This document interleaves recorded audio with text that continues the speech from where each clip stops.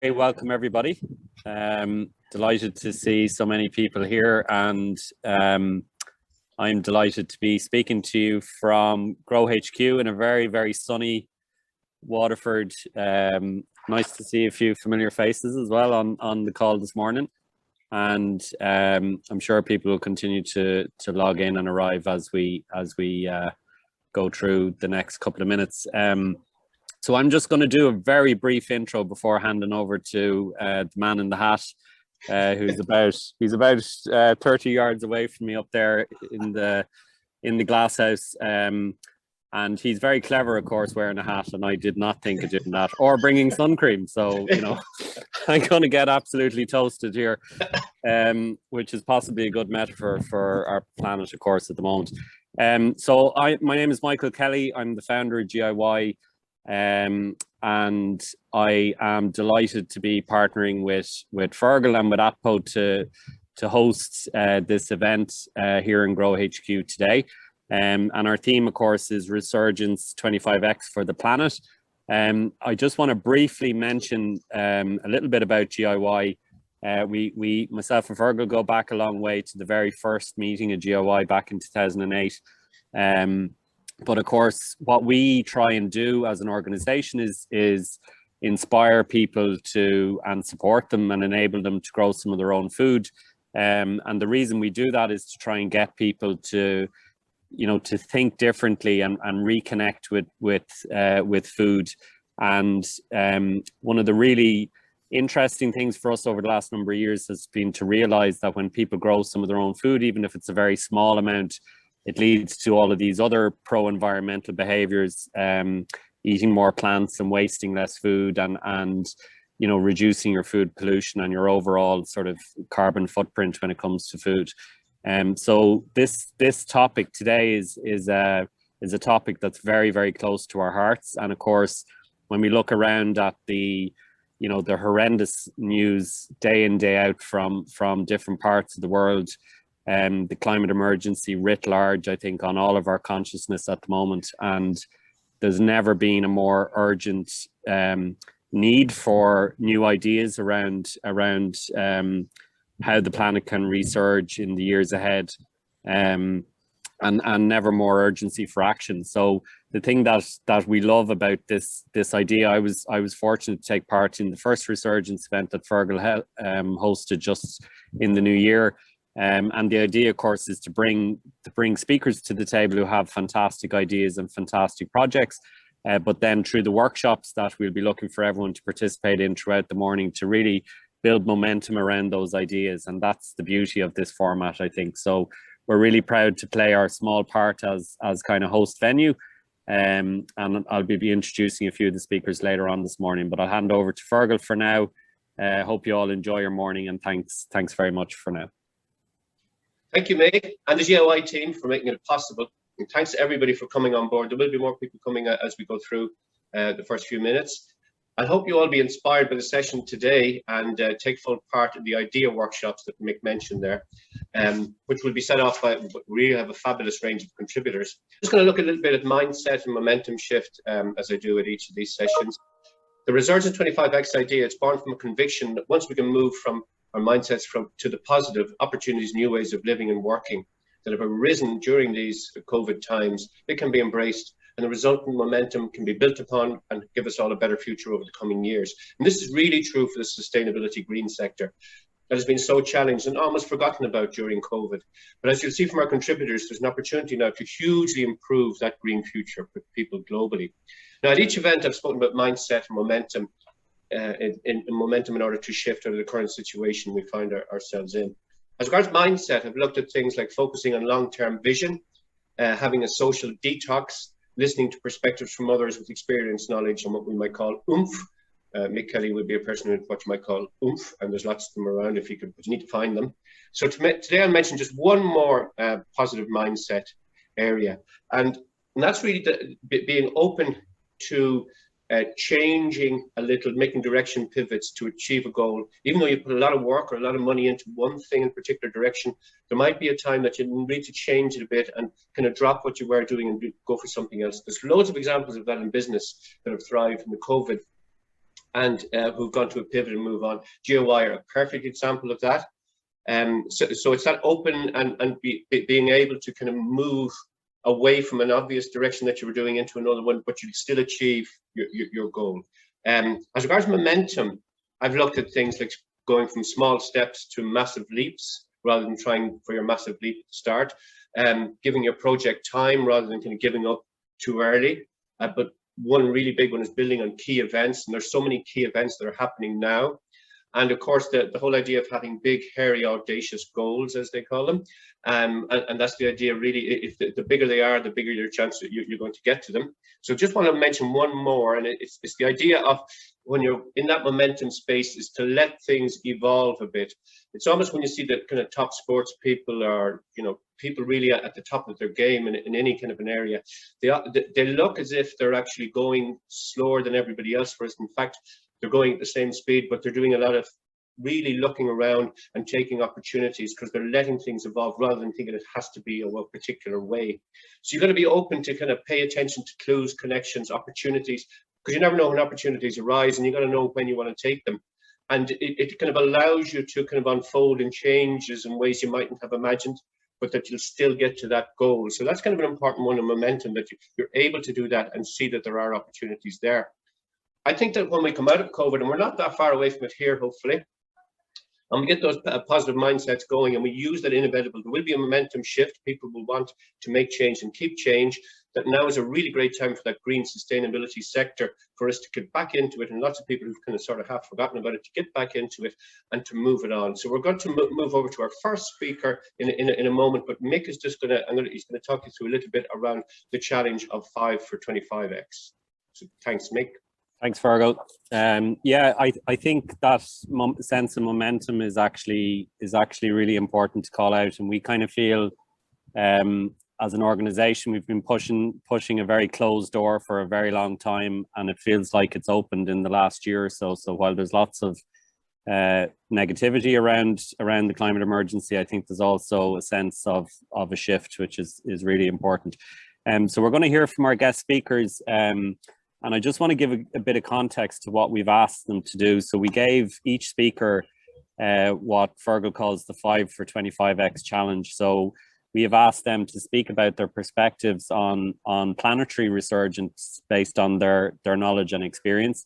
And to add to that challenge, each speaker was asked to provide at least 5 examples of resurgence in their delivery in 12 minutes or less. And I've done this challenge back in January. I know how difficult it is. I suppose it's also important to mention, just in terms of kind of the structure and format, that we asked them to provide a video package of their inputs, because we wanted to avoid, I suppose, the broadband glitches that are so often a feature of these events. And so that they could also take full part in the event today and not be worried about their presentations on the day. So I think that's a little kind of unique aspect to this. So we're going to hear from 2 speakers now and have our first workshop discussions after their inputs. Thanks, Mick. And first up is Gilly Taylor. Gilly, along with her husband, she's the co-founder of Wild Acres. It's a nature reserve and biodiversity education centre in East Wicklow. And Gilly spent, after 20 fulfilling years in sales, marketing, management, and media services, a lot of really incredible work that she would have done, a managing director of a subsidiary of independent newspapers. She retrained to become a nutrition and fitness coach. And then herself and her husband were looking for land, and they came across 17.5 acres on the beautiful Red Cross River, which they've been transforming into a sanctuary for wildlife. Wild Acres is on a mission to educate, encourage, inspire people throughout Ireland to protect wildlife, nature, and the environment, and to halt and reverse the devastating decline in biodiversity. It's a fantastic, if you haven't looked at the website, look at the website. It's a beautiful website, but they're going to reopen to visitors in spring 2022. And it's going to be a fabulous experience for people when they go there, an immersive hands-on experience, which will hopefully lead to much needed urgent action for the benefit of the community, locality, country, and ultimately planet Earth. And we'll just hear from Gilly now. She has some 5 really great ideas. So I'll pass you back to Laura to set that up, and we'll hear from Gilly.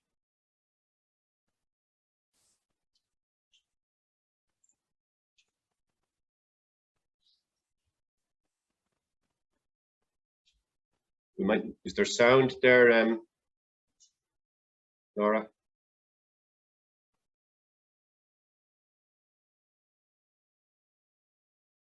Sorry, I'm just having a look here. Can you guys can't hear that, can you? Let me just try this. Sorry, Jilly. Hello to everybody involved in a very special event, and a very big thank you to you, Fergal, for inviting me to contribute. My name is Jilly Taylor, and 3 years ago, myself and my husband Brian bought 17.5 acres of farmland in East County Wicklow on the beautiful Red Cross River.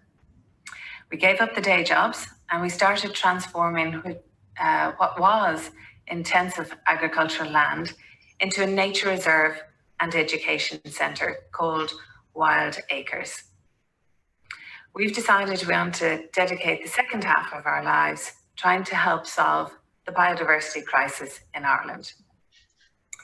It's very obvious to everybody now that we are in the midst of a climate and biodiversity emergency. We have all seen the devastating pictures of what's happening across the globe in terms of extreme heat waves, floods, massive wildfires, and on top of that, there's 1 million species which are threatened or near threatened with extinction. So how do we generate a planet and people-friendly world as we emerge from the pandemic? Well, here follows my 5 ideas, and I've put them in the format of an A, B, C, D, and E. Starting off firstly with A for action and advocacy. I believe one of the most important things we can do is to lobby our local and national representatives in relation to this environmental crisis that we're going through. As well as individual change, there needs to be system change. It's really important that we get to the root of this. And in order for systems to change, we need people to demand government to do that. Whether it's signing online petitions, whether it's responding to public consultations or emailing our local councillors. Here in Ireland, 1/3 of all our species that have been examined in groups like for bees and butterflies, birds and fish, 1/3 of them are threatened or near threatened with extinction. Along with that, the habitats have been degraded substantially, whether it's the woodland or wetlands, peatlands, grasslands, they're in a really bad state. So while the Dáil declared a climate and a biodiversity emergency in May 2019, the Citizens' Assembly that was due to be established, which would involve people, coming up with the ideas on how to problem solve for this crisis, it's 2 years on and that assembly has not been established. So we really need to lobby and advocate for that to happen. So more signing of petitions, more emailing councillors, and public consultations. So my next idea is B is for business and biodiversity. There are over 250,000 business enterprises employing 1.5 million people in Ireland. If every one of these 250,000 businesses was to have a biodiversity action group, a working group set up, think of the impact that would make. It would be massive. Many office employees obviously have been working remotely due to the COVID pandemic, and what better way to bring them together than to have a working group working on the challenge of bringing more biodiversity to their area. There are loads of different ideas for a working group, and it can be for both climate and biodiversity. Whether it's having a meat-free Monday at work for lunchtime, it could be a wild Wednesday lunchtime talk on bringing biodiversity to your garden, or a Friday active transport day. There's lots of different ideas. And there's companies already doing this. The likes of Survey Pharmaceutical in Arklow, they have an initiative called the Promise to Plant. And with that, they've planted over 10,000 native Irish trees in the last few years and created a wildflower meadow at their premises. So there's lots we can do, but we need more of those 250,000 businesses to be involved in doing this. So we need to act now. My third idea is that of C. C is for connection and community. We are all part of a variety of communities, whether it's our urban neighbourhoods, our rural communities, our sports and recreation clubs, schools, colleges. We've loads, we're all part of communities. And imagine if each club or association could create a biodiversity plan for their particular area to restore wildlife and the various habitats. So this has been done. A great example of this is there's a residents association in South Dublin, and it's called the Temple Manor Wilkins Residents Association. And they signed up to the All Ireland Pollinator Plan. 275 households in this association have been creating a wildlife corridor by converting their gardens into havens for wildlife. And they're tying in with the South Dublin County Council, who have created wildflower meadows in the area as well. So this has worked extremely well. On top of that, there's over 30 county councils that are now part of this All Ireland Pollinator Plan. And the results of this can be seen along the motorways, at roundabouts, in parks, where we see the no-cut, no-spray zones. So it's a really great initiative that we can all be a part of.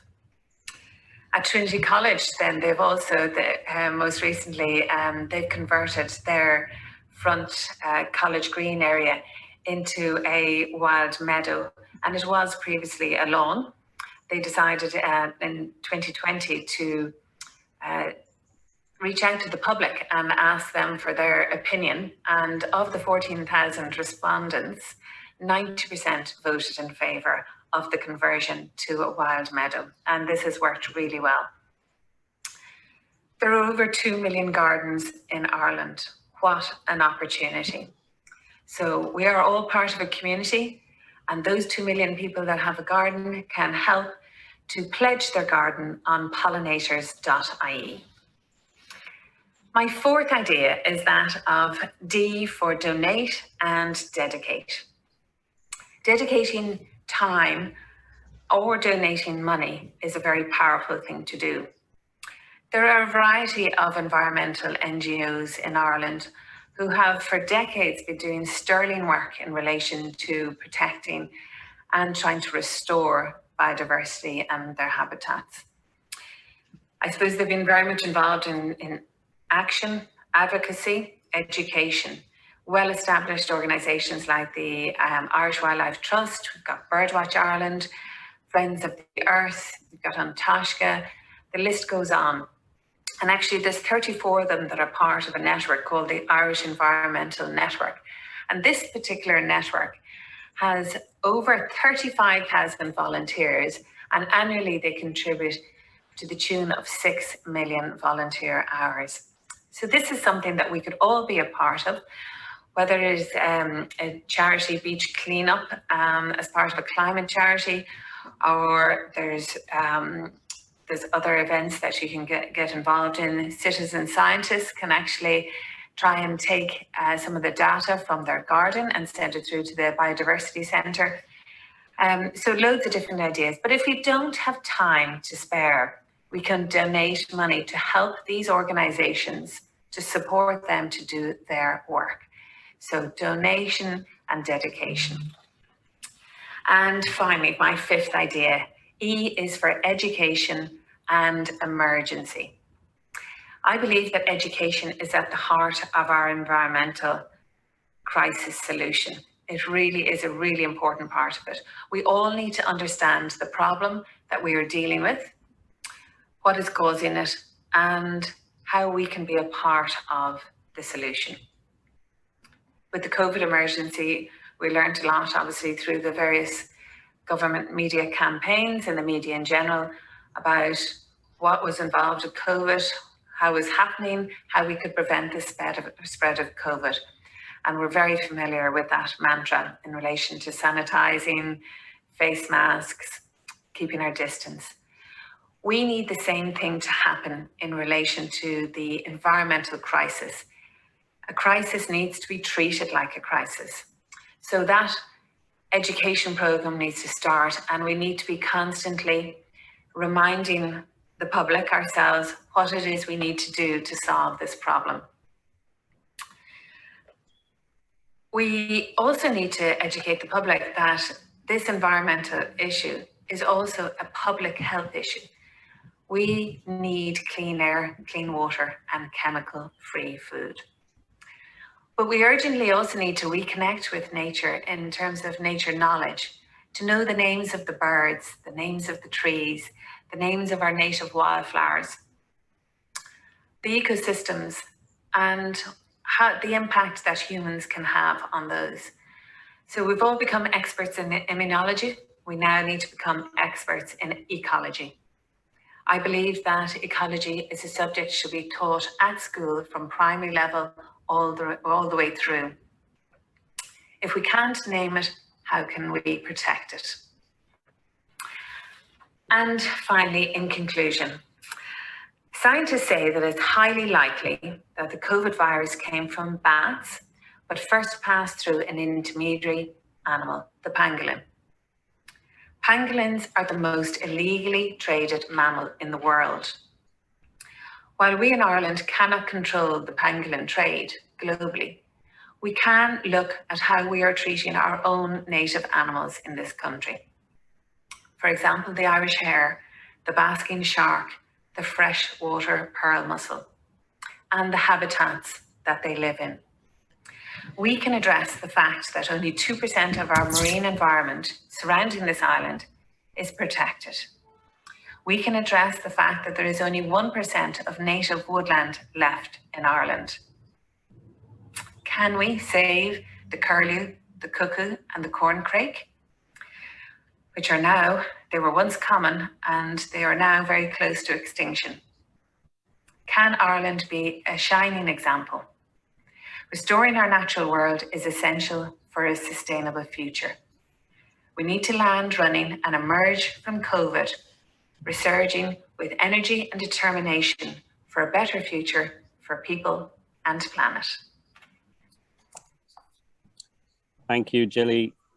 That was an absolutely fascinating presentation and very practical. Also, I think loads of actions that we can kind of take personally and organizationally arising out of that. And actually, I'm just sort of sitting here looking at the flower. Our head grower, Richard here, is big on kind of pollinator-friendly gardens here at Grow HQ, and we tend to think about plants and flowers as being, you know, what is their function to us as human beings, and obviously here they're mostly edible, including the flowers, but they have a much more important role to play, I suppose, as part of the overall sort of natural system and the work that they do for pollinators.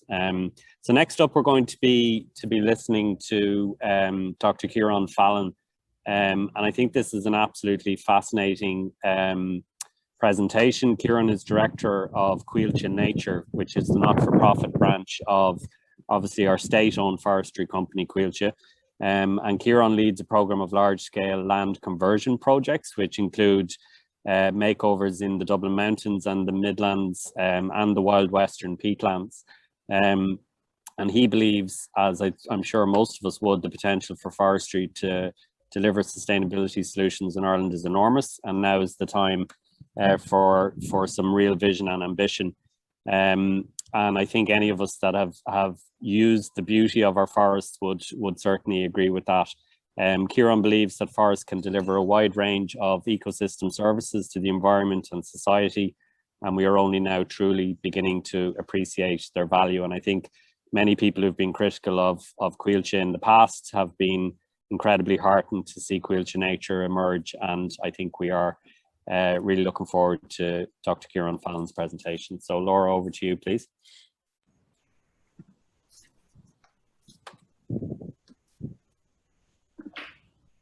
Good morning, everybody. My name is Kieran Fallon.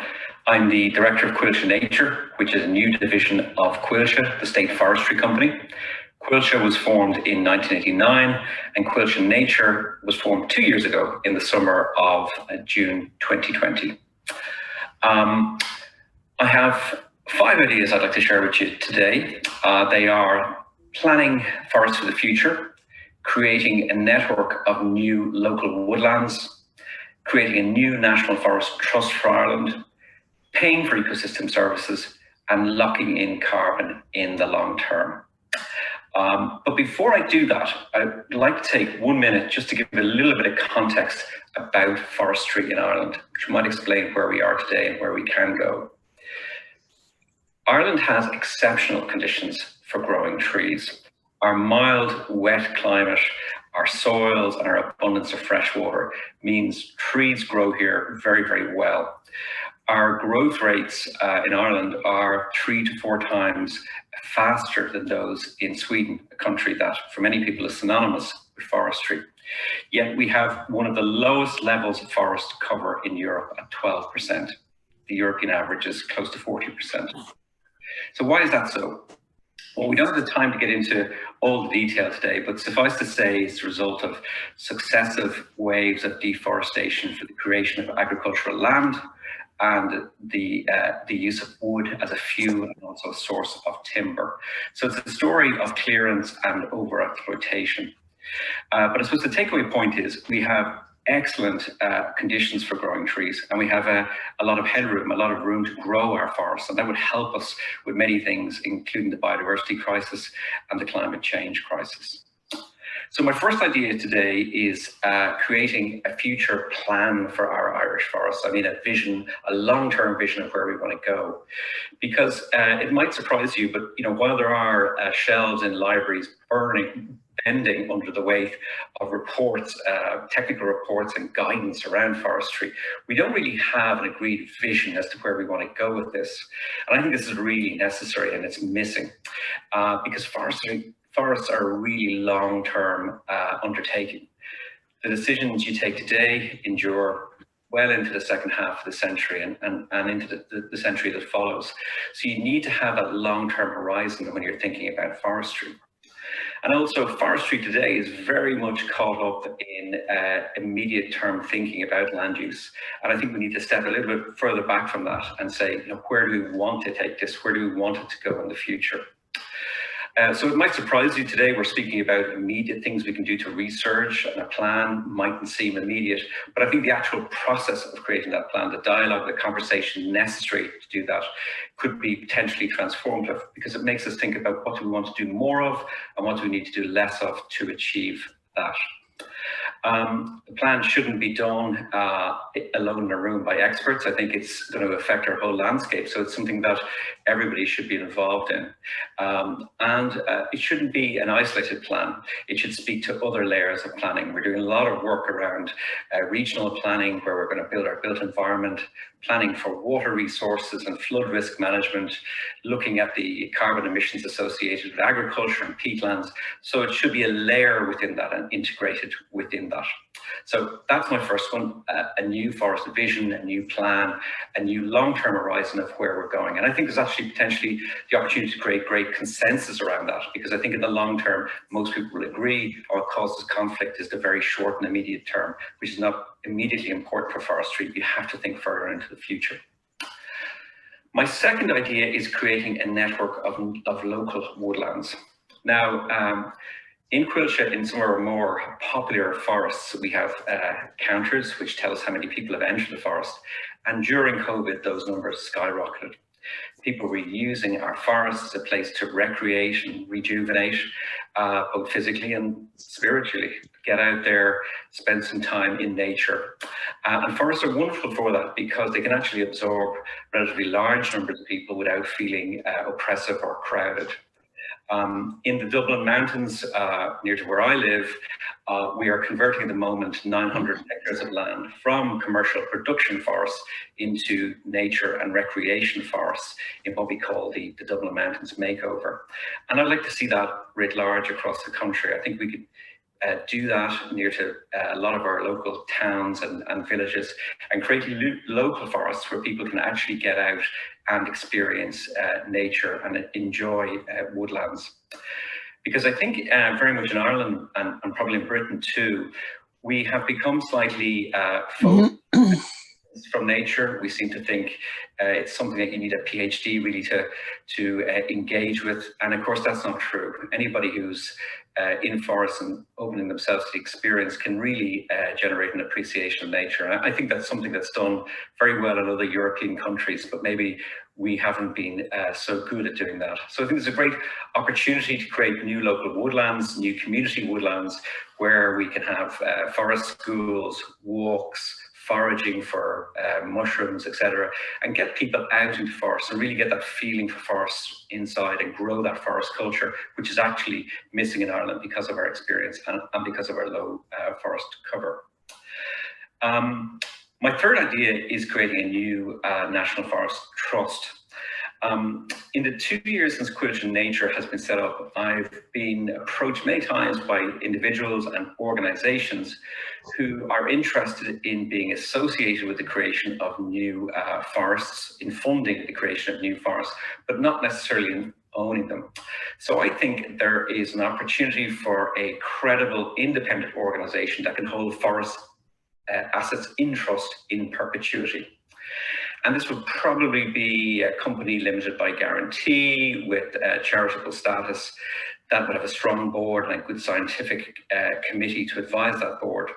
And it would create these forests from private fund sources and give the funders confidence that these forests are being well managed into the future, that there is public access and they will be maintained in the long term, and there is a good, robust registry. It wouldn't need to be a very big organization.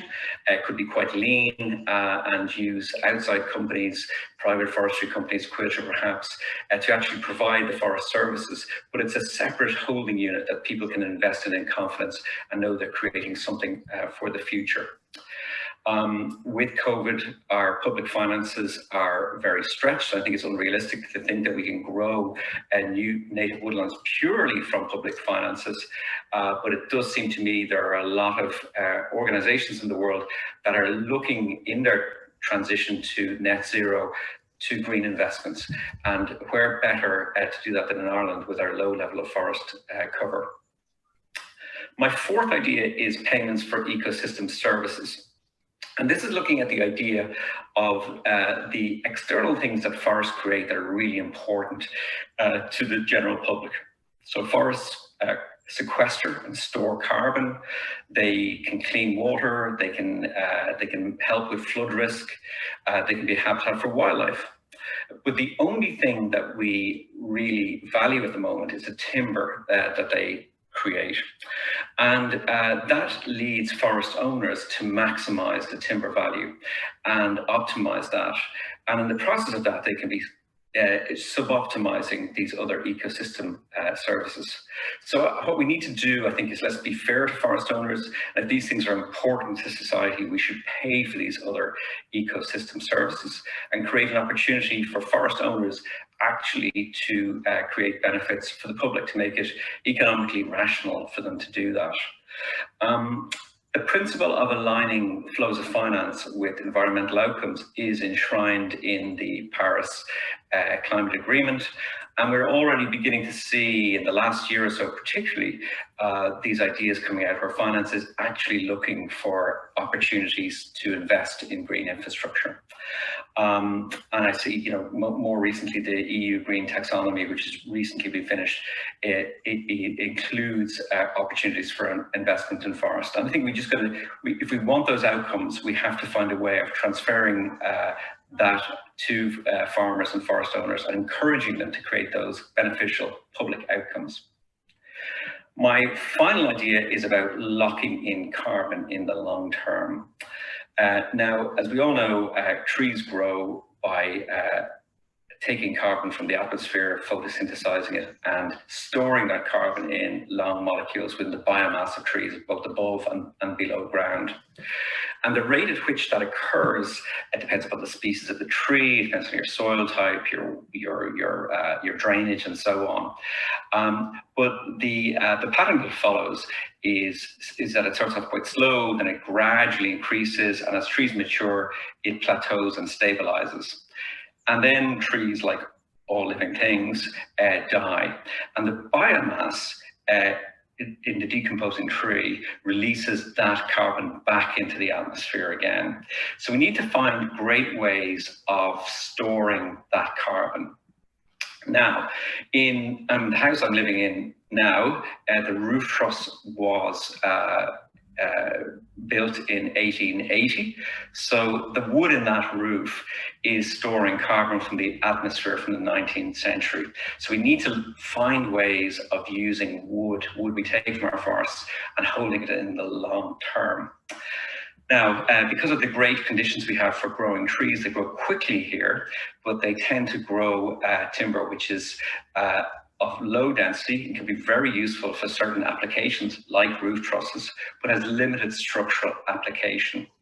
However, in the last 10 years, there's been a revolution in engineered timber work, which basically uses softer woods to configure them in a way that allows them to be load bearing and to be part of the structure of a building and lock in that carbon within buildings, and also displace higher carbon products like steel and concrete. So we need to look at that in Ireland. I think we have a real opportunity to do that here.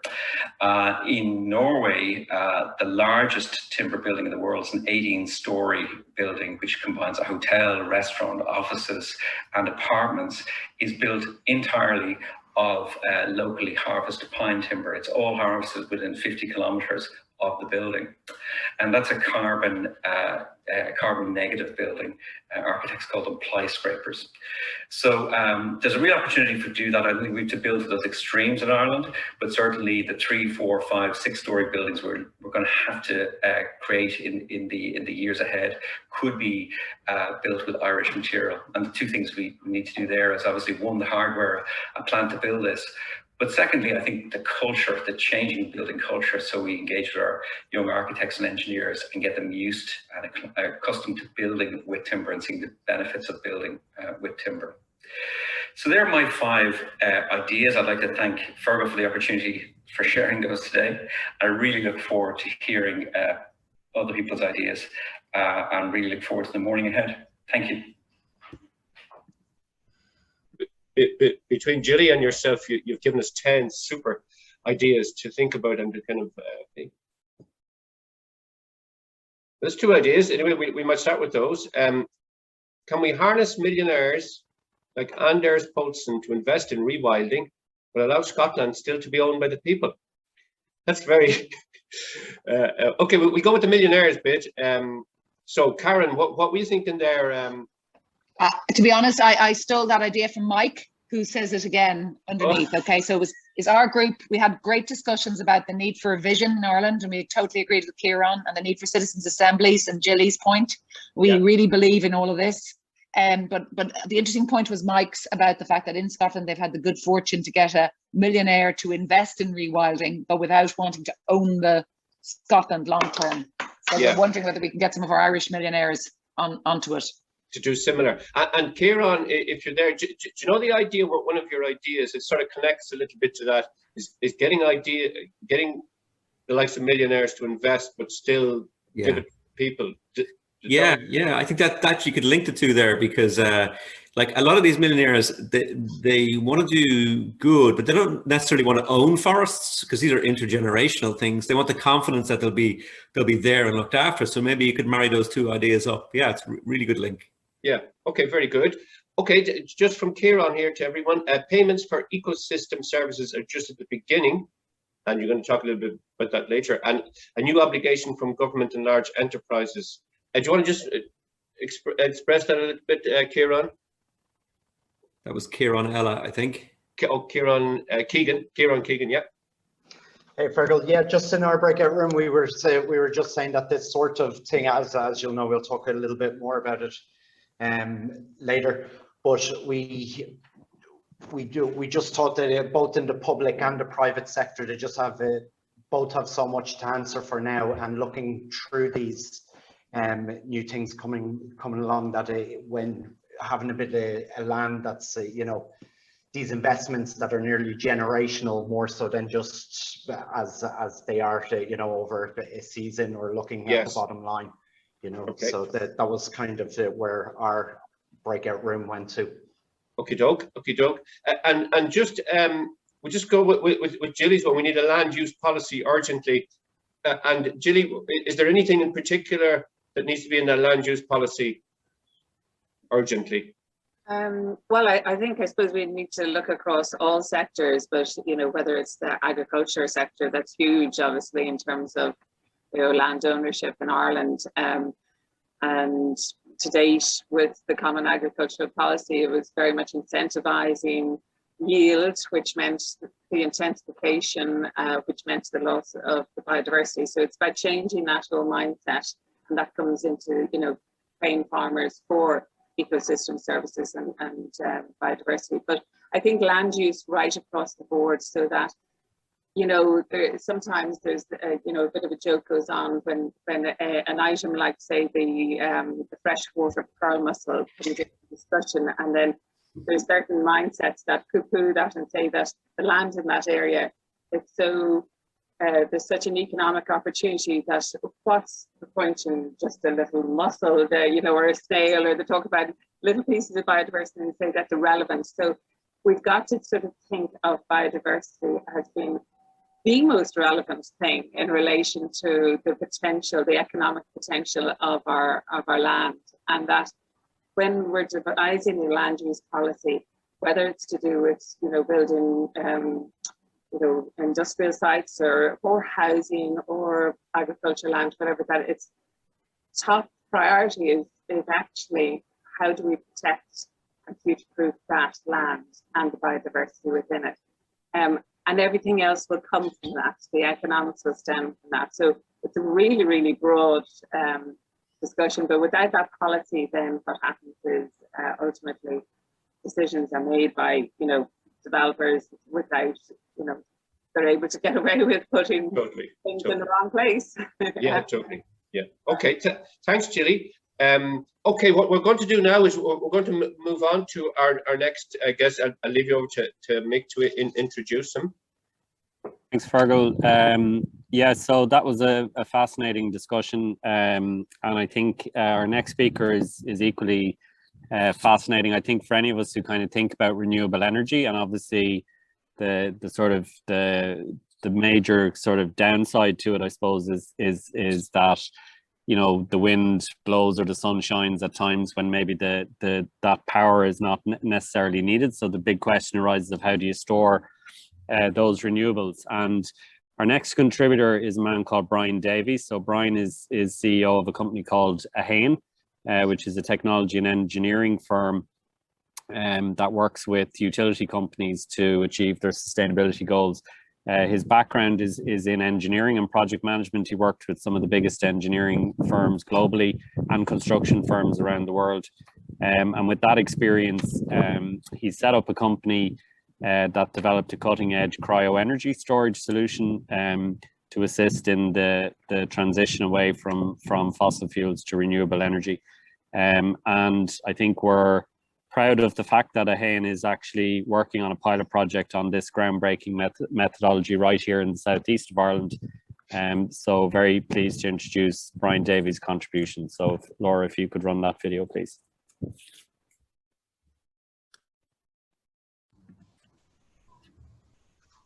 Good morning, and I'd like to start with thanking Fergal for inviting me to speak at the Resurgence 25X for the Planet. We're all moving out of a global pandemic. We're all moving away from the fears of COVID-19, I suppose. We're trying to get back to some sort of a normality. But at the same time, there's a new attraction, a new hot topic that's on the news reports, that's on the media, and it's climate change, it's global warming, and it's the planet, it's our effect on the planet, and it's a very real thing. In August 2021, the IPCC released a report, and I'm sure a lot of you have seen the media and their portrayal of this report, and to say the least, it's quite negative. And if we don't take immediate action, we won't see our climate stay the way it is. It will dilapidate and we'll have more difficulties. So I suppose my first idea is, and it's what I believe a lot of us have managed to get from COVID-19 is time to be able to reflect. It's time to be able to think. And my first idea is to think. I think it's very important that we spend some time to really reflect on what's about to happen and what's going on, and as individuals, what our impact is, and what the global situation is. The media, and I suppose you can check through as videos countless about floodplains changing and global weather systems, and it's a very real thing. And if COVID-19 hasn't done anything positive, negative for us, what it's done positively is it's allowed us to be able to see that we can adapt and we can deal with these challenges. And I think that's something that we need to do. We need to stop, we need to think, we need to look at our impact, and we need to move forward from this. My next idea is action, of course, which is the next part of it. What can we do? Okay, it's not all negativity. And when we talk about climate change, we talk about global warming, we talk about carbon emissions and carbon dioxide emissions in particularly. And transport is one of the biggest causes of that. And us as humans and our impact on the environment and our use of fossil fuels. So what does that all mean? Well, firstly, I think we can all safely say that fossil fuels themselves aren't evil or harmful. It's our overconsumption of fossil fuels that's caused this problem. So when we talk about transport, it's not transport itself, it's our use of transport. And I suppose we could think about whether or not the idea is to completely scrap and demolish all the cars around or replace and reduce solution of electric cars. Is that the right way forward, or is it reduce? So I think as individuals, we can take an immediate action to walk more, cycle more, take more public transportation, and that's an effect that we can have. And it is very true that individuals, communities, and societies can make a change, and we need to take that action.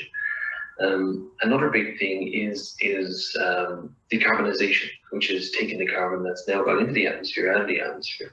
And there's a whole host of technologies that are out there that look at that. But the simplest way to decarbonize our environment is to plant more plants. It's as simple as that. And natural rewilding is something that the environment and the planet will do for us as long as we encourage it to do. And that is, without a doubt, the best way to take carbon dioxide from our atmosphere and take any other harmful gases that are in our atmosphere. So I think there are two actions that we can take away immediately. We should be aware of what our impact is, and we should take immediate action.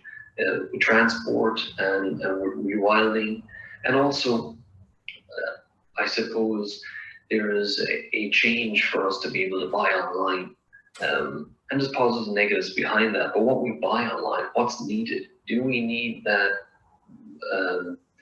new jacket, or should we invest in a jacket that may be slightly more expensive, that will last longer, and that we don't have to put into the bin as quickly? And this idea of throwaway clothes, throwaway mobile phones, throwaway items, we should invest in longer term products. And that rolls on to my next idea, which is disruption. So what's disruption? So I suppose that's that idea that I mentioned there. Disruption is going away from what the norm is. If the norm is that we do drive our car everywhere, the disruption is walking more, cycling more, taking public transportation. The disruption is encouraging rewilding. The disruption is to be very conscious about what we procure, what we buy, what we invest our time, what we invest our money in. And instead of willy-nilly spending money into items that will end up being in a landfill, we should be aware that we should spend our money and invest in things that will add value and will be around for a while. So we're not overly using the natural resources that we have. As a company ourselves, we've looked at disruption like this, and I suppose on my personal side and the Hain and the team's side in general, we looked at how to think about what's happening, and we work in the energy industry quite a bit, and we look to see what is going to allow this change to a new generation, to allow the renewable fossil fuels to be moved out and the renewables to be brought in. And energy storage is definitely a very important part there. And the action that we took is we decided that we wanted to find a technology that wasn't going to need precious metals or toxic components. We wanted to really study and find out something, and that's where we have taken our technology, which we believe is a disruptive technology, and it's the cryogenic energy storage solution, which will allow us to be able to have a way of storing energy in a cost-effective manner for grid operators, owners, power generation companies. But instead of using huge amounts of mined minerals like lithium ion, cobalt, and items like that, we're looking at a technology by the means of cryogenics to liquefy large quantities of air in a process that we have refined. And that's our disruption. And that has come from COVID-19. That's given us the time to think about it, take an action, and then disrupt the market that's out there. And try and think about how we can move away from ideas. And that moves on to my next topic, which is build. Because after we've thought about what the problems are, and after we've actioned on them, and after we've taken those actions are disruptive, so they're looking for a new future, we need to build on them. We need to make sure that they're cemented into our lives. We need to try and make sure that we've taken all we've known and we grow and we move forward and we build on them. And that leads into what we've done as a team ourselves here at Hain. And we're building on that by trying to construct the first pilot project here in the southeast of Ireland of a cryogenic energy storage solution to really bring a technology to the southeast of Ireland that is impactful at the moment, that is needed for climate change, and it solves so many of our problems in a thoughtful way. And the construction of that will be so important for the economy, for the environment, for society. And I think a lot of this for us has come from that a little bit of isolation, home working from COVID-19, and now we're moving away from that, and we're building and building on that. And then it leads on to my last point, which is to move, to make sure that our movements are in one direction, it's forward, it's in a positive manner. It's after the pilot project is completed, it's to move into mass production, it's to move into the wider market, it's to move and bring this technology globally. It's to really make sure that the intelligence and the skills that we have here in the southeast and in Ireland in general are used to try and better the issues that we have out there. And I suppose above all else, what I think COVID-19 and even what we're faced with now with climate change is that humans are very resilient. Humans can, without a shadow of a doubt, adapt to the situations they're faced with, and there is always a solution. But we do need to invest in the correct solution, and we do need to spend the time and realize that sometimes the simplest solution, walking instead of driving, rewilding your garden instead of putting paving down, or maybe not pressing the button on Amazon quite as much. We can take action, we can adapt, and there will definitely be a positive future for us. And I suppose that's what my thoughts are about plan and the advantages that we have taken from what was a very tough time for all of us. Thank you.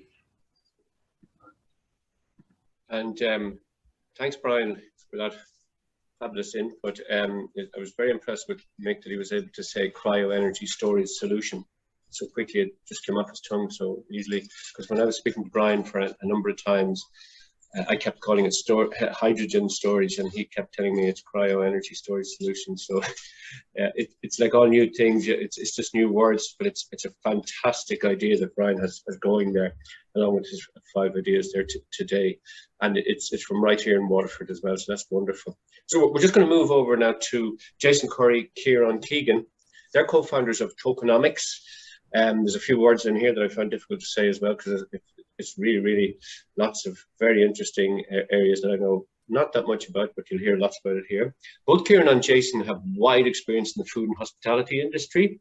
They also have expertise in information technology, emerging markets, future-facing tech trends such as blockchain, DLT, SDGs, and the correlation between food and technology, which is really coming at us. They're creating new value systems for communities through social capital, digital assets, token economic models. You're going to hear all about it now in a minute. It's focused in the areas of food, health, education, and finance.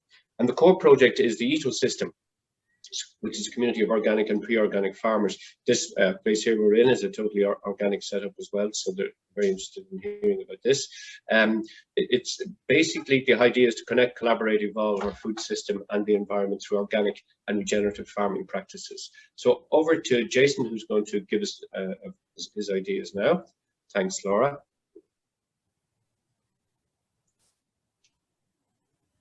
Hi everyone, my name is Jason Curry. I'm one of the founders of Tokenomics.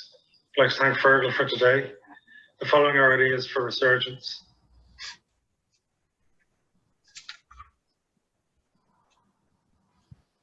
Our 5 ideas for Resurgence are social impact, the organic system, new value systems, national project of a global pilot, and organic collaboration.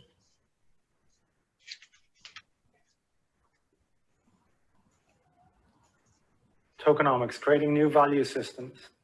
Tokenomics creates new value systems for communities through social capital, digital assets, and token economic models, with the mission to create positive social impacts.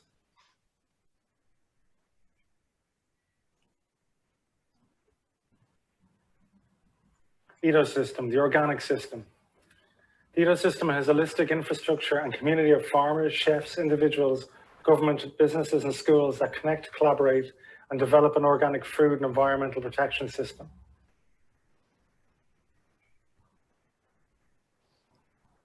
Ecosystem consists of the following: Edo, Communicrop, Recipe, Carbon Crop, EdoX, Prio, Token V, eLivery, and Tokenomics.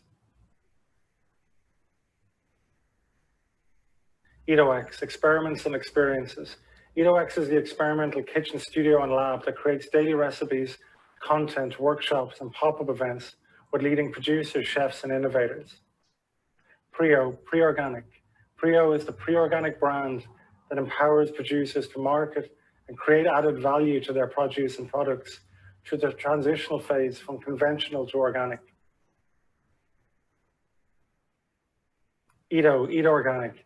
Edo is the organic brand that creates, promotes, and grows the consumption and production of organic food and agriculture. Our mission is to create a global brand that represents community, health, and environment. Communicrop, communities that grow organically. Communicrop is a community platform whose mission is to grow, sustain, and create organic farms through new innovative approaches to environmental protection, healthy food production, procurement, and investment. eLivery, Electric Delivery Network. eLivery is the electric delivery network that delivers the organic produce of Communicrop to Edo and all our community partners.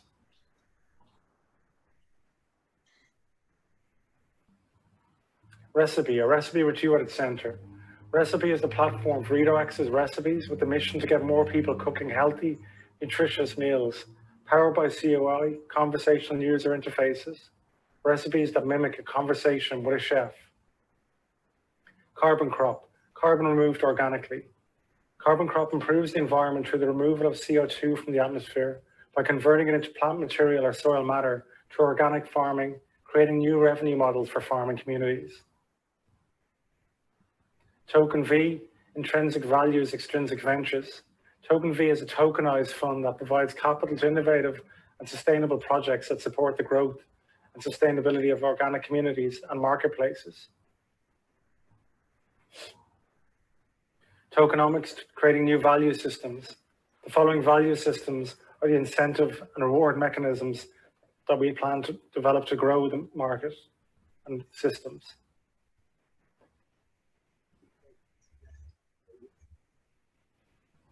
Interest degree, the degree of interest.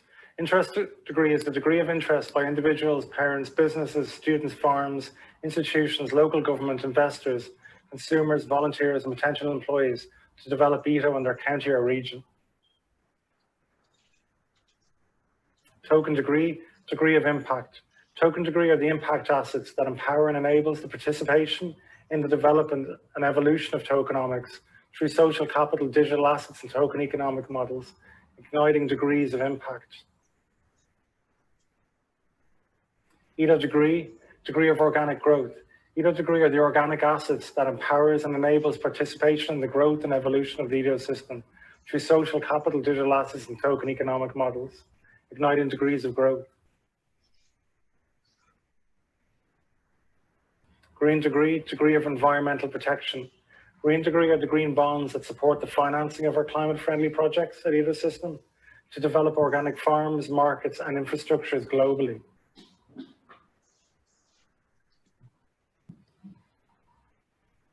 Blue degree, degree of ocean conservation. Blue degree are the blue bonds that finance projects related to ocean conservation. This includes managing plastic waste, but also marine biodiversity by ensuring sustainable, clean, and ecologically friendly developments.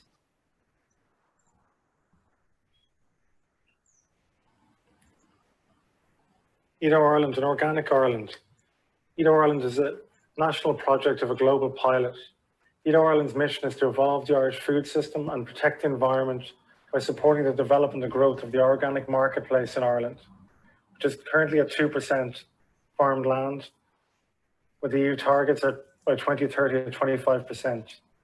Our mission is to create a county-by-county model whereby each county has a standalone food and environmental protection system, such as ETO Waterford. The first phase of this is the development of a kitchen studio lab nationally, which will be ETO X, which will be housed in Dublin. Then the local community infrastructure and investments, a physical store, kitchen and data models, distribution of storage facilities, and then environmental and capital sustainability systems, and consider investment through the Green Deal and global investment into the marketplace through the different mechanisms and value systems we've created. ETO Ireland's ownership, legal and finance model. The framework for ETO Ireland is based on a community, employee and investor and ETO ownership model. The mission over a 20-year development period is whereby the community and employees will become the majority shareholder of their county. So year 1 to 5, we'd look to create a 15% employee and community ownership, whereby 30% will be owned. An investment of €1 to €5 million will be forecasted in that county. Years 6 to 10 would be employee at 20%, community at 20%, which would be a 40% ownership model, whereby then the investment will be between €2 and €20 million forecast. Years 11 to 15, it will be an employee at 30% and a community at 30%, and overall a 60% ownership.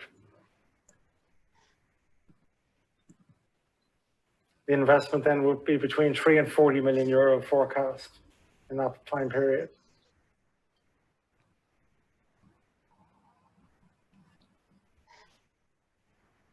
Years 16 to 20 then, employee at 35% and community at 40%.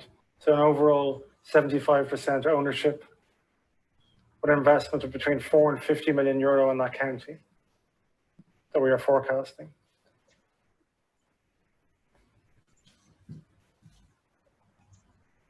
Whereby each county then, over a 20-year period, will create a whole new infrastructure within that county. The EU system, organic collaboration. The EU system supports the creation of a healthier and more sustainable EU food system and environment, which is the cornerstone of the European Green Deal.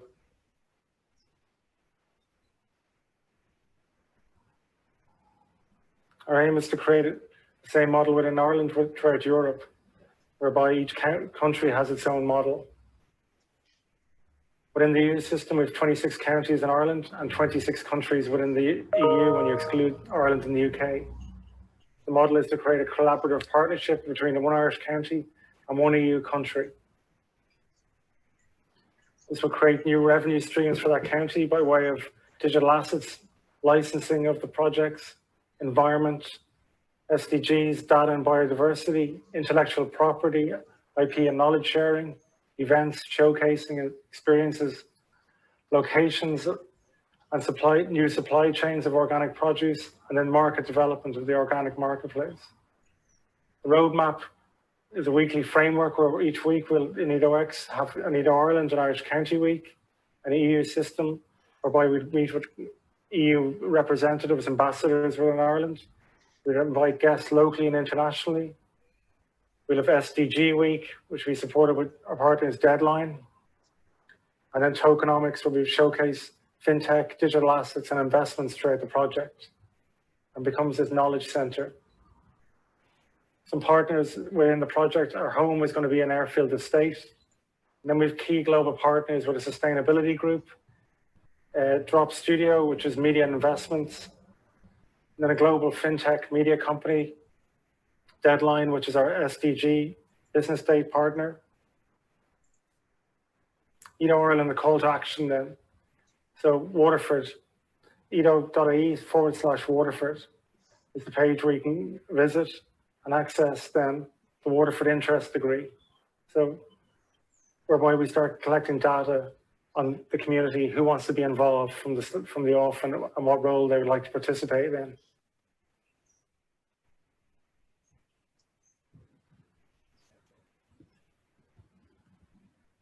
Thank you for your time and for listening to our ideas. I look forward to collaborating with you all. Thank you. Thanks a million to Jason. Really, really interesting presentation. And I think all of us in GOI certainly were sort of constantly grappling with the complexities of matching people who grow food organically with people who want to eat organic food. So I think it's a very timely presentation. So we'll have a chance to discuss that in more detail in the workshop, but for now, we're going to go on to our final speaker for today, Iseult Ward. Iseult is co-founder and CEO of Food Cloud, which is an award-winning, probably one of Ireland's best-known social enterprises. It was launched in 2013 with her co-founder, Evan O'Brien, and Food Cloud offers solutions to redistribute surplus food to its network of community groups and charity partners. And the technology solution then connects retailers with surplus or excess food directly to local community groups. And more recently, Food Cloud has set up a network of warehouses which redistribute large quantities of surplus food. And we all know how big a problem food waste is in Ireland, and the importance Food Cloud are really at the front line of dealing with huge amount of food waste that are generated through our food system. Its mobile app solution is used by 650 charities and community groups all over Ireland and 9,500 in the UK, which is just amazing. And they've recently reached a milestone of 100 million meals redistributed.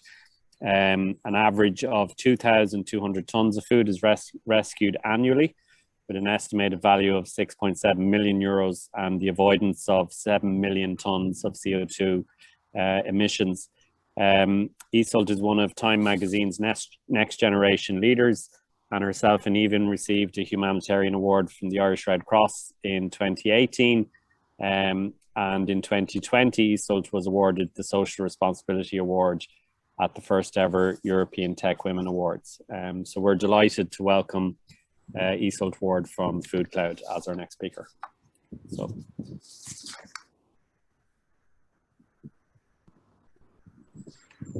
Ward, CEO and co-founder of Food Cloud.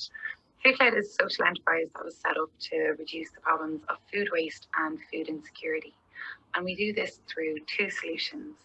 Our 3 hubs, one in Dublin, one in Galway, and one in Cork, redistribute food from up the supply chain, whether it's manufacturers, distributors, farm, where food can go to waste or become surplus for a very wide variety of reasons. It can be a problem that the food's short dated, it can be misshapen fruit or vegetables, there could be a problem with labeling.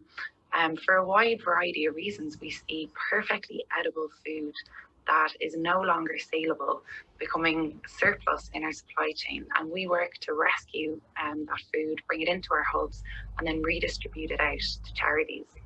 Our other solution is using technology to connect food retailers directly to charities in their communities.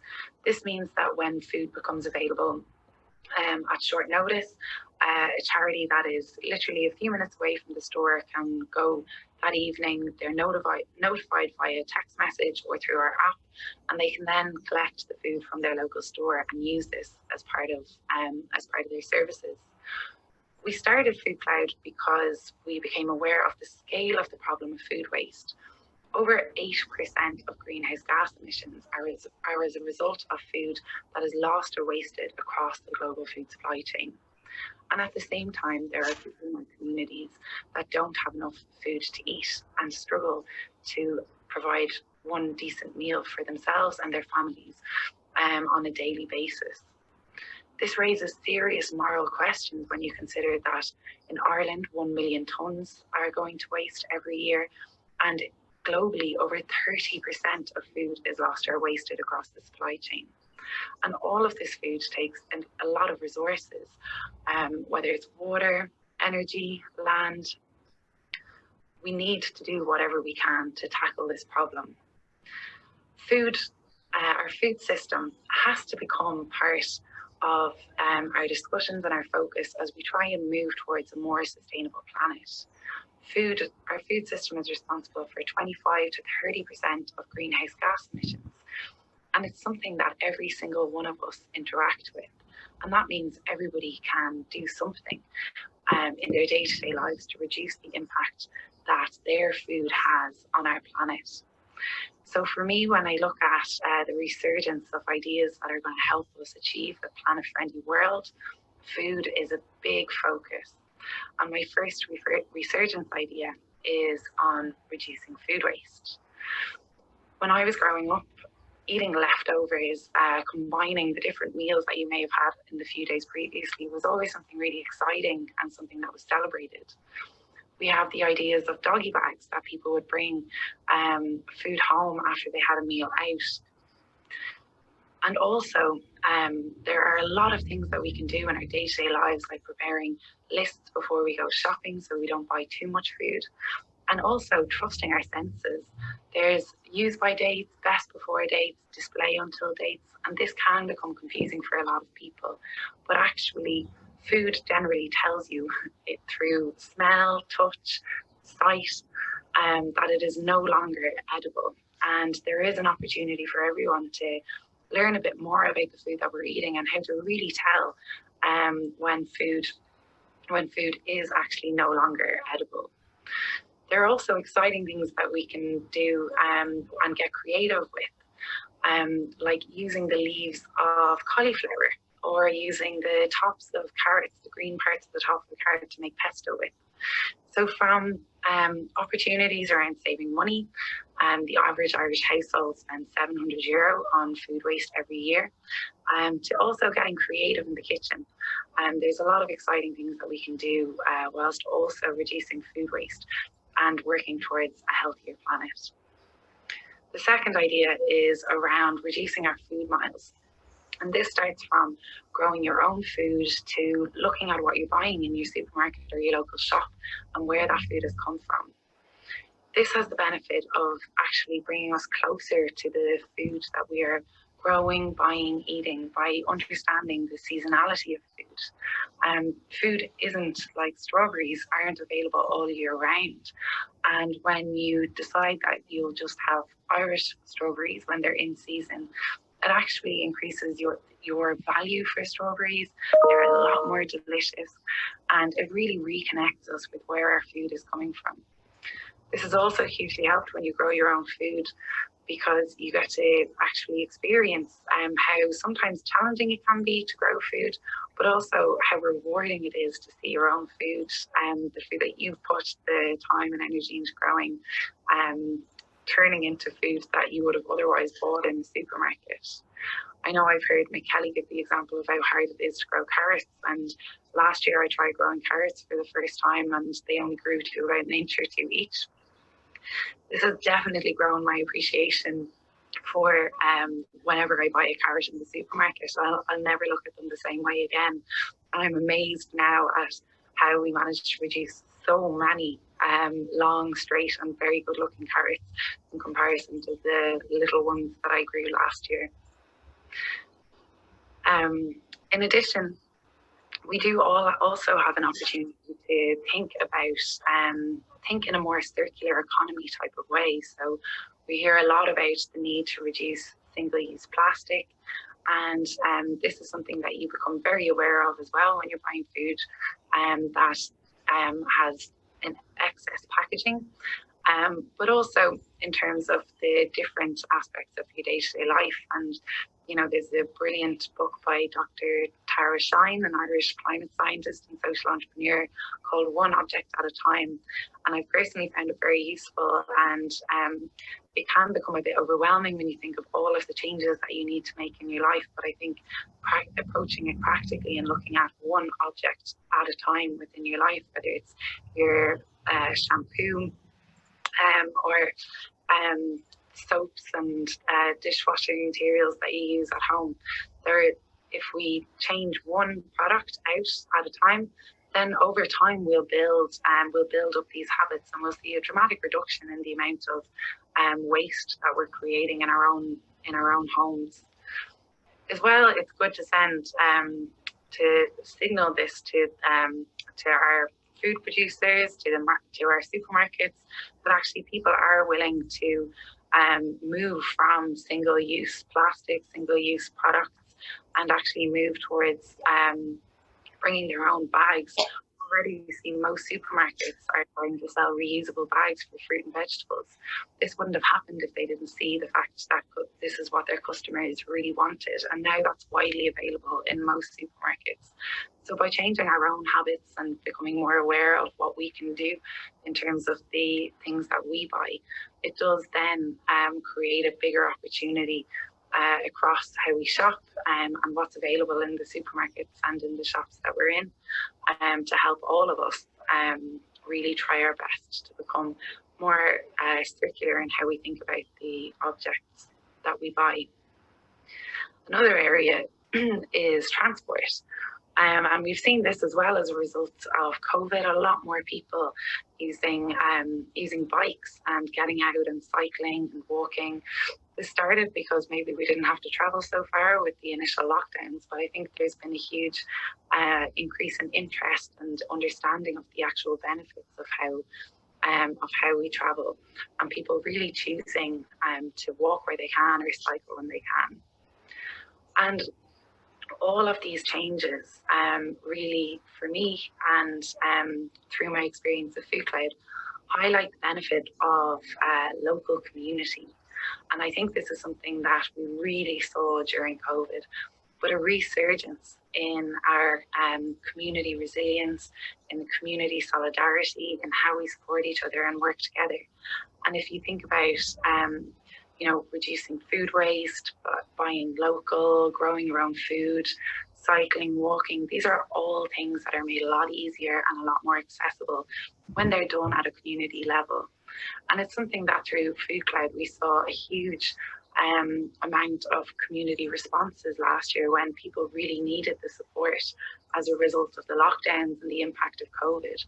Organisations across the country reaching out to their neighbours, volunteers, getting involved and seeing how they can really help people, calling to people's doors to check in, offering them food. And food is a brilliant way to connect with people. It's a brilliant way to start a conversation. And I think that that's something that I'd love to see continue and actually for us to build on. We work with a brilliant organisation in Clonmany Community Centre in Donegal, and they started working with Food Cloud, raising awareness about the problem of food waste and redistributing any surplus food to families that could need it. But through their increased understanding of the problem of food waste, where our food is coming from, and the impact that this has on our environment, they've expanded the work that they do around food now to also growing their own food and having a community garden and engaging people around the process of growing food and the energy that goes into this. And this is a brilliant example of how when we start engaging with our food system and we start engaging with food and how it's produced, all of these other benefits will come from it. Whether it's a reduction in food waste, bringing our communities together, strengthening our local communities so that there are more activities, amenities, opportunities to socialise within our communities, which then allows us to reduce the amount that we have to travel. All of these things can connect and really create a beautiful and sustainable planet that we all can enjoy, celebrate and live on together. And I hope as we especially are at the beginning of a decade where we need to see a lot of transformative change, that we have and create this shared vision with the food system at its centre, and how we can all create, be creative together, connect, and really create a better planet for all of us. Thank you. Thanks, Isolde. You couldn't have done it with your last sentence is the key there. Let's create a better planet together. That's what today's all about. Tracy says, get people to think. Absolutely. And that's what today is about, Tracy, I suppose.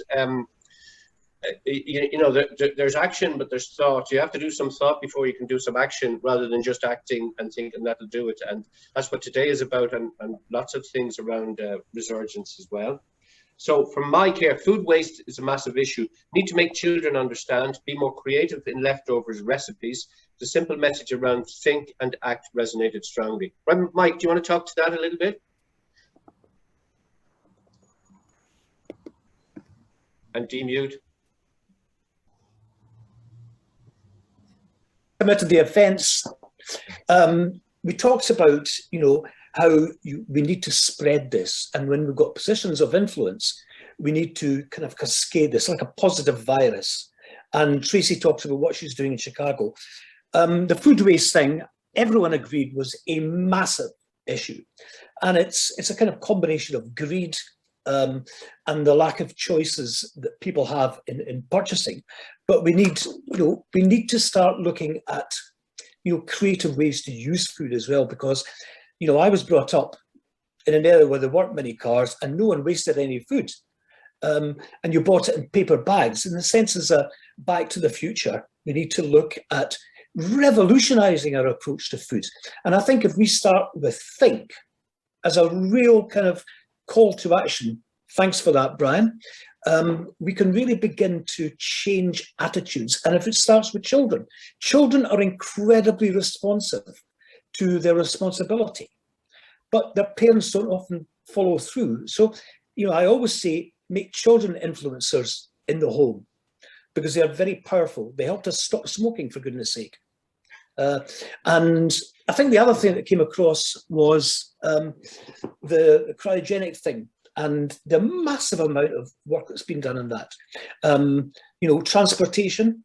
We've got Brian, who has got a bus company and a farm, who's ideally suited to this discussion.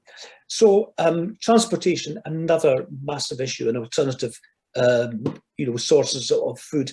But I think I was going to add something myself. In Fife, just up the road, we've got the 10-mile diet, where everything you buy comes from within 10 miles of your home.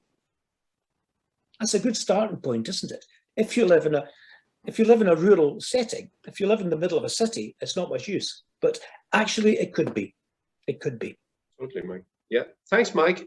Not a lovely accent to everybody. That's Mike from Edinburgh here. It's lovely to hear it.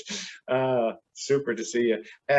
Okay, the circular economy can frame everything. Big national long-term vision, local pilots, citizens' assemblies. Karen. Yep. You want to demute again? Yeah, no, just to say I was so lucky. I was in a group with Brian, Evie and Gilly. So I was just, sorry, Isolde, sorry, Isolde. So I was just like in awe of their action that they have taken. Like the three of them are just modeling what I just want to see everywhere. Just so delighted. But I suppose when I step right back and I think of all the incentives and everything Kieran talked about earlier and Gilly's talked about, and Brian's talking about, like, we really need to see the system and the government reflect in incentives to nudge everybody into this direction, along with these lovely pilots. So that's all I'd love to see. Thanks, Karen. And we just go over to Jilly, changing the over-consumerism mindset, less is more. Yeah. You demute again there, Jilly. Yeah, now, so there we go.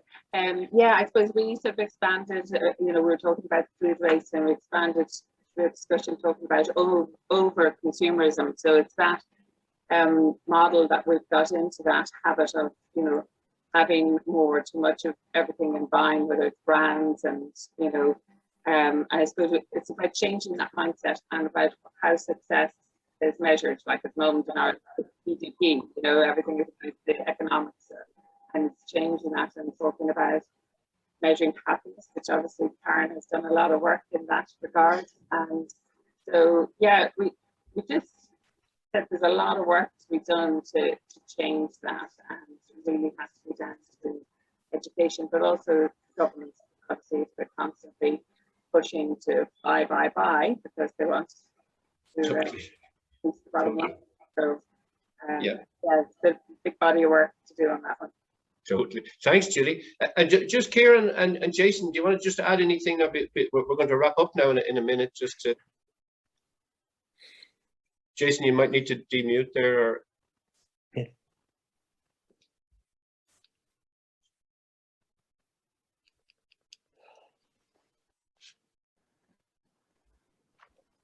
I think your audio. Kieran's coming in. Yeah. How are you doing? I think the technical director is having some technical difficulties. No, it's fascinating to see all the different areas and the different outlooks from so many sides of pretty much the same problem. That's you know, and the amount of ideas that have been thrown out. What we were talking about earlier, I just thought it was amazing, was Brian, he said on his first point, he said think, and I just thought it was so simple and easy and poignant that it was the first thing that he said as well, you know, and it really stuck with me. And it's just, you know, if we all think and we all, you know, when you start doing that, the difference that can be made is colossal. So really love that, you know. So that's Thanks, the one Kieran. huge takeaway I'll take away from today. Great. And Isol, do you want to just say something there? Just sure. Yeah, no, as Karen said, we had a brilliant group, and you know, I think one of the things that we all took away from or during COVID was kind of like relates to the consumerism piece, but you know what really matters, and kind of getting back in touch with nature. And I think when you remove that, I suppose people look for certain kind of happiness from buying things, and you know, what's going to replace that if people need to buy less. And I think, you know, we're all very much in agreement that actually getting back to nature is something that can very effectively replace the happiness that we currently get from consumerism. And yeah, so it was yeah, very exciting to hear about Julie's project there in particular to help us all do that more. Yeah, totally. Can I just add one thing? Sorry, Mike, yeah. I think Scotland and Ireland are fairly like-minded, and our cultural beliefs and values are pretty much the same. And I think we've got a chance jointly to do something quite remarkable, because I think we are change makers by nature, we're disruptors by nature, and you know, we've got an economic system which militates against all of the things that we're talking about. So you can't, this is where government has to come in. You have to create, you know, an economic model that supports all the things we're doing, because in the long term, it's good for health, it's good for the economy, and it's certainly good for climate change. Thanks, Mike. Let's do it together. Thanks, Mike. And just Brian, Davey there, do you want to just say a few words there, since I've asked everybody else who's spoken to say a few words live? Yeah, I think it's been fantastic. I think it's interesting that there's overlapping between, I suppose, what mine is more technical engineering and some of the other ideas of forestry and rewilding, you know, it's not as difficult as we think, really, to try and even soak up some of the carbon that's out there. It's about making a conscious action. I was really surprised that the country doesn't have a forestry strategy. You know, I don't know what they're thinking about, how they're going to actually soak some of the carbon in the atmosphere, or the actual plan is there. So that's definitely something we need to look at. And I think it's all said when we were having our chat that if you think back to your fondest memories as a child, almost all the time is out in nature. It's running around, it's, you know, in a field, it's, you know, it's in a forest, it's on a beach, it's not sitting down with toys or playing like that. It's that engagement with nature. So it's important that we instill that into our kids. So that's all I have to say. Thank you, everybody. And just myself and Brian, you know, when we meet, you know, kind of work meetings or whatever, we always have them on the beach, you know. Aren't we great? Because we have a beach that's near us, but it's just so much nicer than being stuck inside. So we're living that model. So Kieran, do you want to say just a final few words, Kieran Fallon, just before we let you go? Yes, sorry. Look, great to hear all those ideas this morning. And as Brian said there, you know, some of them were engineering, some of them were more social, but there's kind of, I think, a theme running through them. I really like the think piece that came up at the end, you know, because we can be so active, busy doing things, but just the discipline of actually pausing and thinking and saying, is this necessary? And what are we trying to achieve before we start is a really powerful thing. Thanks, Kieran. And I suppose, Gilly, I'll let you be the last to speak, because you were the first to speak. And you know, just if you want to say a few words, and if you can find your demute again. Thanks. Yeah, it's so sunny up here in the attic that. Yeah, I suppose what I mentioned in one of the breakout groups earlier as well, and I think the think part is really important, and the planning, because there's no point in trying to do good and while we're doing that to cause harm. So we need to plan these things. But I'd have to say, you know, the COVID emergency was in the end treated as an emergency. I think we really need our government to really get on with this and say, let's treat this as an emergency, not a case that we've another 9 years to the 2030 targets, carbon target. It's now the next, you know, the next 12 months, and they need to put huge effort and resources at it, because unless the system and the policy changes, we don't have time to change the mindset of 5 million people. So if we need system change, you know, and individual change, that will happen. Thanks for taking part and kind of adding to it all. And if you want to email me any further ideas, you can do that at fergalO'Neill@atpo.online. And what I'll do is I'm going to take all the ideas from the chat rooms, etc., and bring them together, any new ideas that come through, and then I'll send them all back to you in some kind of a structured way.